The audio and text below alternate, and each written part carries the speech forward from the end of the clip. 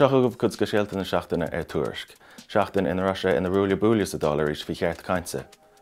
Curch an $, láid é mórt agus an freisar buile faoi chinne an cheann cóirle Rona Murphy mulla an rialtas mad le ceart cainte ó thuirt do neamhscoil atá ag takeú leo a bhrú tríd.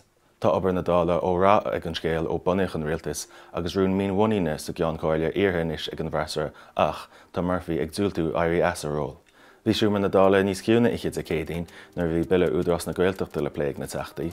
Tá sé mar phríomhsmhuc ag an mille táchan an údras a chuirtar ach ní an rialtas sásta géile do bhla an rasara gur bard omlan tofa a bhacha gceis agus nachmach buile le ceapa ag air na Gaeltachta. Dúirt an teirge gafaí a bheith an buile amnú ar an mard lena chéintú go mbeadh daoine le seniors a réimsí ar le ar an mard.